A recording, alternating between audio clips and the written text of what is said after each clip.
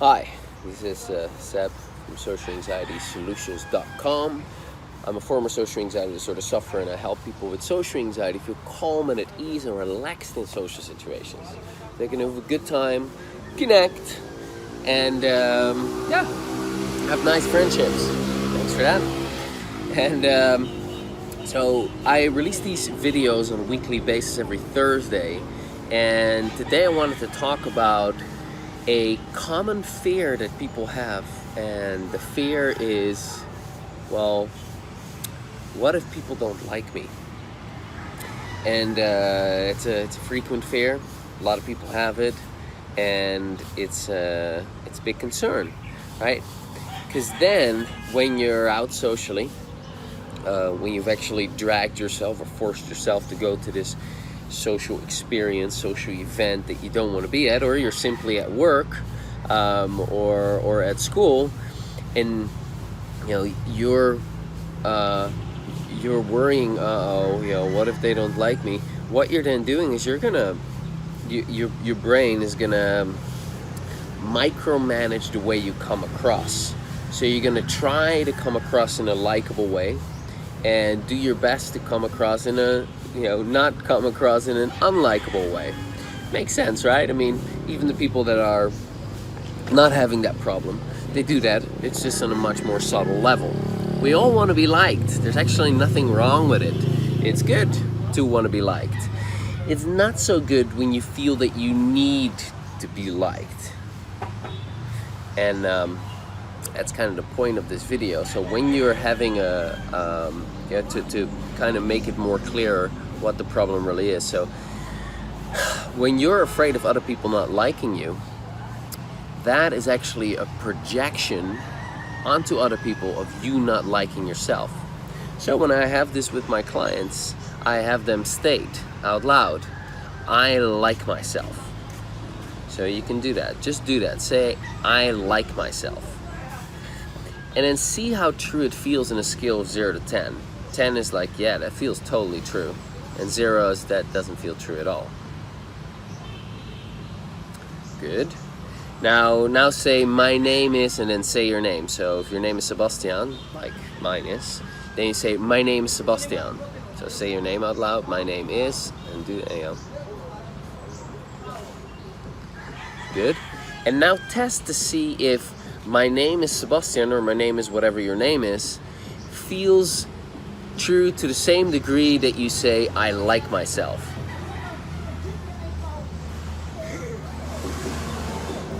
Good.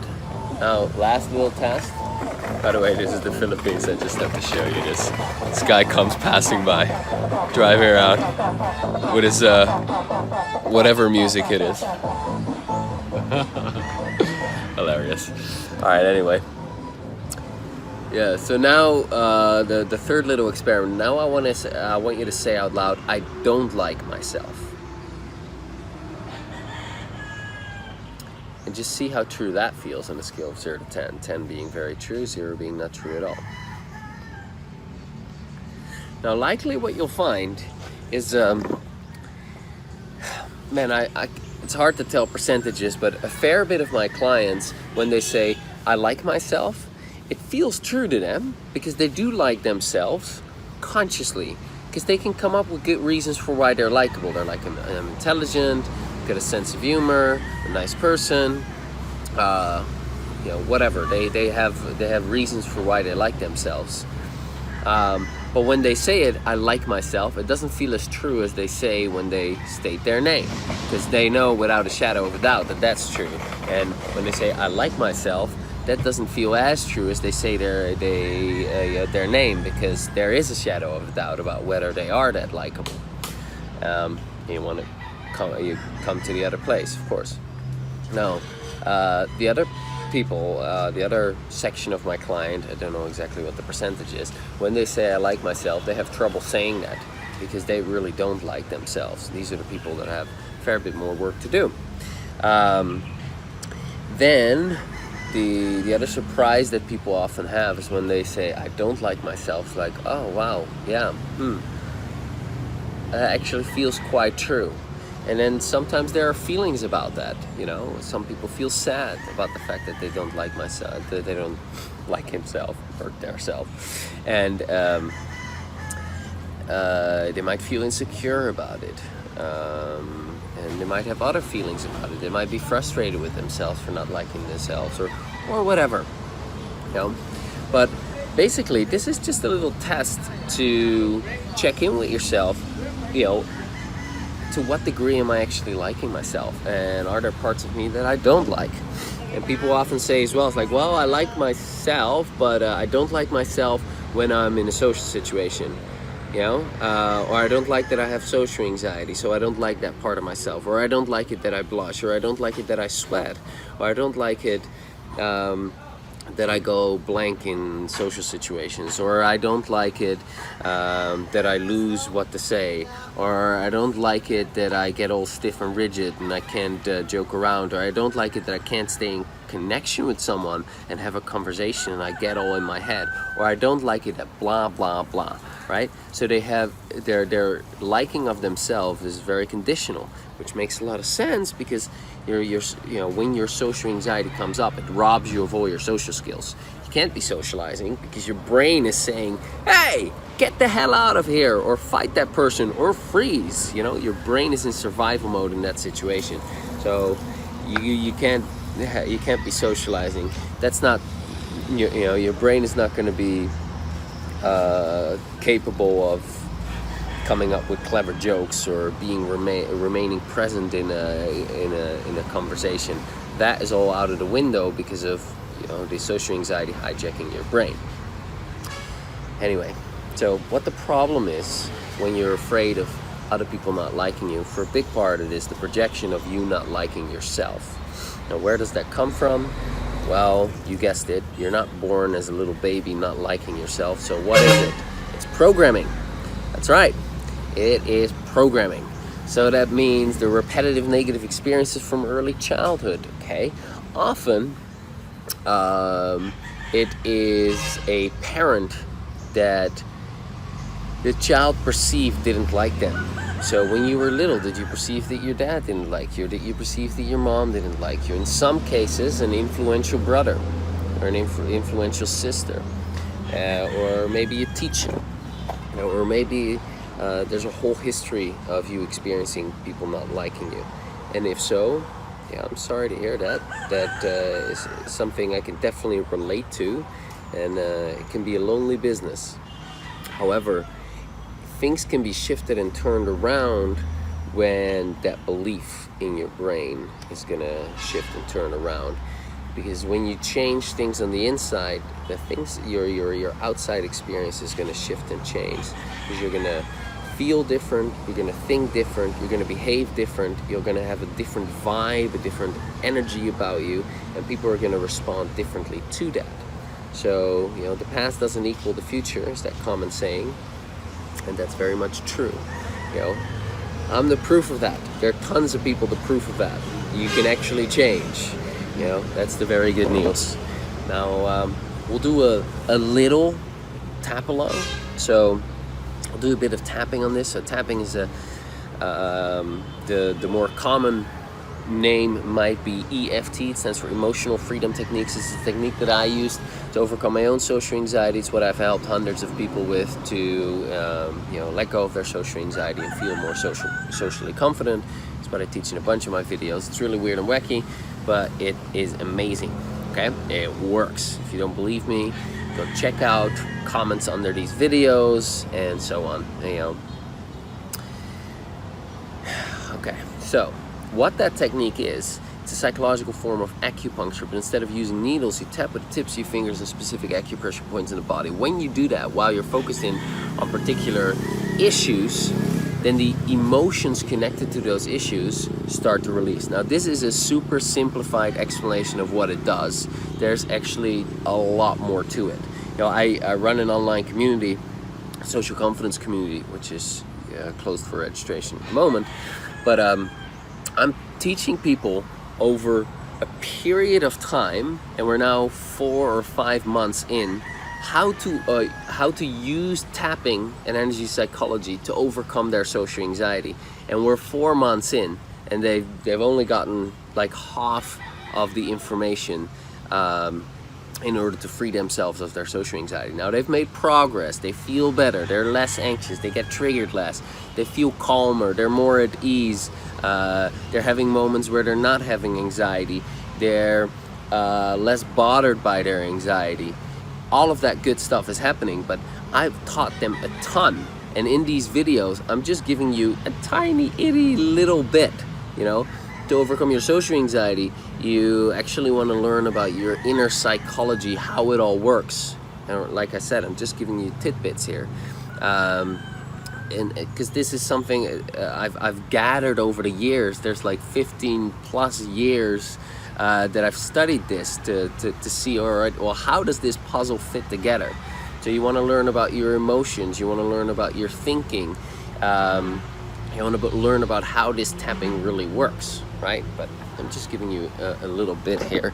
So with the little bit of change that you might get as we're doing this, just know it's just the tip of the iceberg, like a little, you know, bite of the whole meal. And I'm saying that so that you can raise your standards, because from my perspective, social anxiety is not something that you want to, well, for sure not something that you want to live with for the rest of your life, but definitely also not something that you have to live with for the rest of your life. It's something that you can completely shift. And that's not me, that's not just me saying that. That is tons of people on my podcast as well saying that. People with PhDs, doctors, researchers, psychologists, psychotherapists, and I know that the mainstream thought is that you can only manage it and you can, you know, at best reduce it and come to live with it and come to terms with it, but that's not my experience, and that's also not the experience of these kinds of psychologists and psychotherapists that I interview, because these are the guys that are traditionally trained, who have incorporated EFT or energy psychology into their practice, and that's when you get results that the mainstream doesn't get, because we're not just addressing your thoughts, your thinking, and your behavior. No, there's a missing component there. Social anxiety is mostly an emotional problem, and if you just address that on the thinking and the behavioral level, yeah, you're not going to get that far. Whereas when you address the emotional side of the problem, that's where you can actually shift it completely and get to a place where you're at ease, where you're relaxed, where you don't take yourself so damn serious, and where you can just be you, you know, the real you that is hiding behind all this programming, behind all this fear, behind all these worries, behind all these limiting beliefs.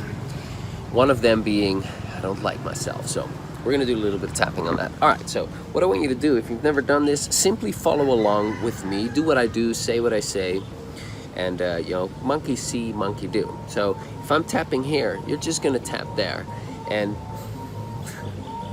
all right, here comes our disco man again. So you don't have to do this perfect. Even if you do it imperfectly, it's still gonna work. All right, so if I'm tapping here and you're not exactly sure, by the way, it's on the outside of the eyes here. If you're not exactly sure, just copy me and it'll be all right. All right, so good, let's go. Tapping on the side of your hand. Very good. Okay, so just take a deep breath in, close your eyes for a second, take a deep breath in. So breathe out, relax. Just say, even though I might not like myself as much as I want to like myself, I want to consider the possibility of liking all of me. Even though I don't like all parts of me,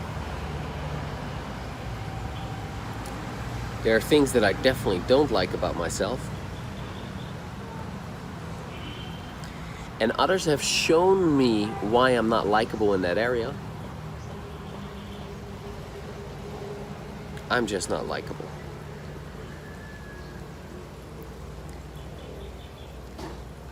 And I want to try to accept these unhelpful beliefs in my mind, even though a part of me is resisting that for whatever reason. Even though I don't like myself, that's how it feels. That's what resonates as true on some level.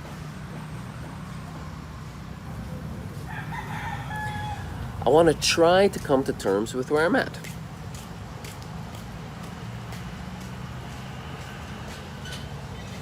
Very good. Tapping on the beginning of your eyebrows. Just say, I don't like myself. Side eyes. How can I like myself? On the eyes. I'm such an unlikable person. On those. There's nothing good about me. Chin. I'm just a worthless piece of shit. By the way, we're verbalizing negative things, as that might bring up emotion, and the tapping will soothe and calm down that emotion. All right, so on the collarbone, I am the most unlikable person in the world. Under the arms. And if you don't believe me, on the liver point, I can make a list of people that will say that's true.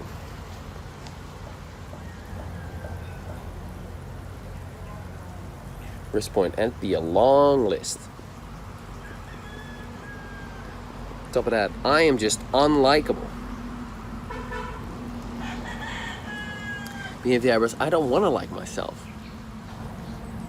Side eyes, what's there to like anyway? On the eyes, the answer is nothing. On the nose, everything about me sucks. On the chin, that's right, there's nothing great about me.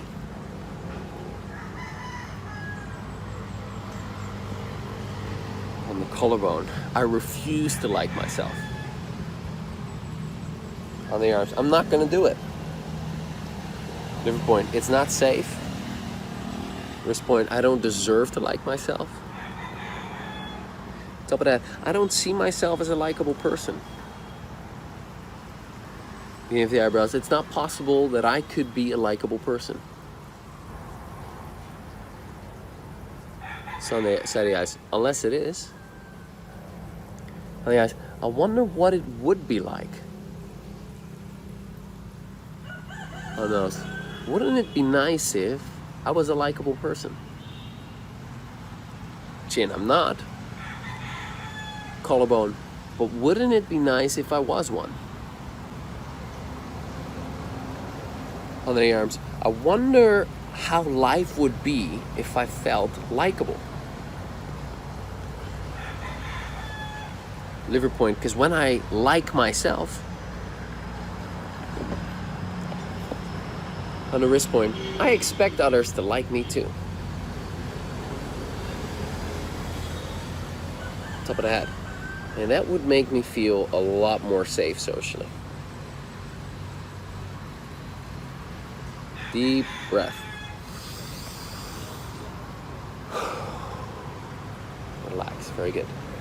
All right, now, like I said, this is just a little taster, a little itty bitty mini tap along as to what's possible. And I already mentioned it a little bit as we were doing that tapping. The cool thing is, like, when you like yourself, when you're really congruent, when you look in the mirror and you're like, I like myself, and you smile back and you're like, damn right. However conceited that might sound, this is of essential importance, because when you're okay with yourself, when you like yourself, and you're like, wow, I'm just likable, why not?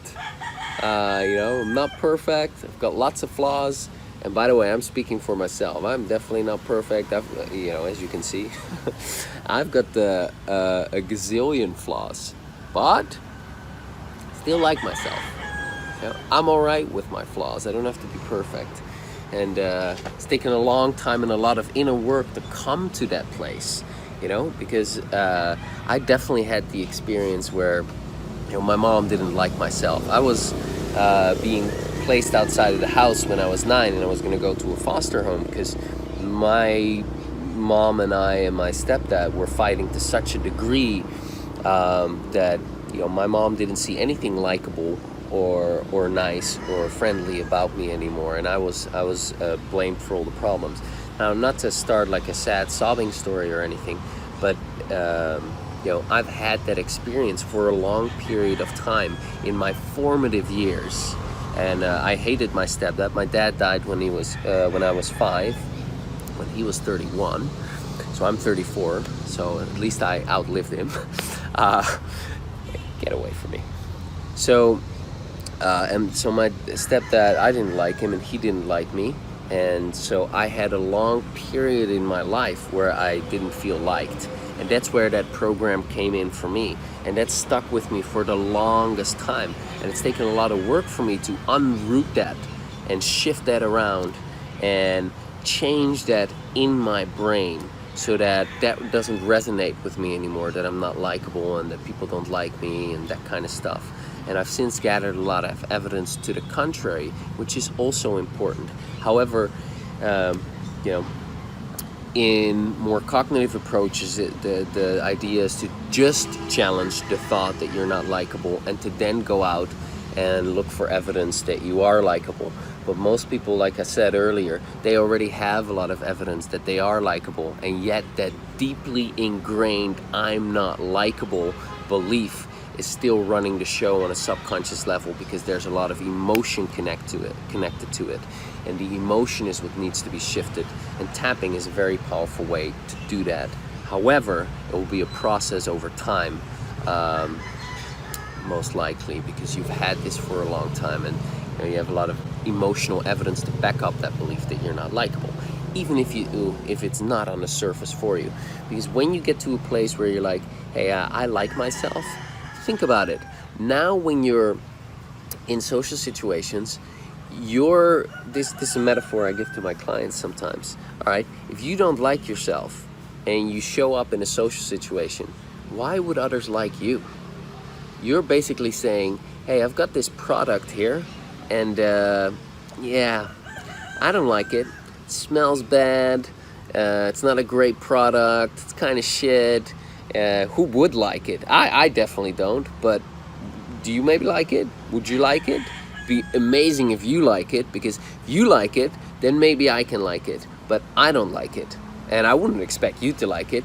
That would be stupid. I've given this a lot of thought and a lot of consideration, and I've come to the conclusion after these 27 years that I'm alive, or these 35 years that I'm alive, that this product, I don't like it. But can you please like it? Please, please, please. Please accept it. Come to terms with it. Say that it's a great product, right? So that's the energy that you're giving off. Whereas when you actually like yourself, it's like, hey, I've got a great product. I've given it a lot of thought and consideration, and I like it. Oh my God, you should check out this product. It's a great product. I like it, and I'm expecting you to like it too. I mean, who in his right mind wouldn't like this product? Right? See the difference? What kind of a difference in energy does that present to other people? Big difference, I tell you. Big, massive difference. Okay? So shift that belief around, really like yourself, and then, expect that others like you too. And think about how safe you feel when that's your experience socially. I like myself. Well, if someone else then doesn't like you, well, so what? You like yourself. If someone doesn't like me, and of course that happens, I'm like, all right, it's fine. My assumption would be, okay, maybe that person is not really in a good mood. Maybe that person has some insecurities about the way I'm coming across, and that's actually what's mostly going on. They're rejecting the part of me that they're not accepting within themselves. So if I'm showing up and I'm all outgoing and loud, and they're judging that, and so they don't like me, it's that they are rejecting the part of them inside of them that is outgoing and loud. And so, it's nothing to take personally. Anyway, Long story. So I hope it's been helpful. If it is helpful, tell me under this video what you learned from this. Share me your insight, not just for me, but mostly. Yeah, my alarm went off and it cut off my video. Anyway, I was at the end of what I wanted to say anyway, so hope this has been helpful. Now, if this was helpful for you, please share with you your insight under this video. Now, that's not just for me, it's also for other people, because a lot of people I know can relate to this particular issue. And seeing, like on the forum on my online community, a lot of people find support in seeing that other people have the same issues, and they're learning from each other and they're supporting each other. And I'm not saying that you necessarily need to do that, you don't need to teach anything, but just sharing your own experience of how you feel with this issue or what you've learned from this will help other people, and it will make my video more popular. That's also helpful. It's gonna reach more people. I release videos like this every Thursday, so subscribe here.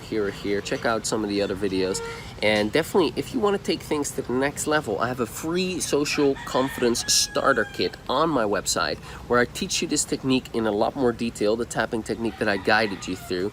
It is a 10-step video course that is, like I said, free.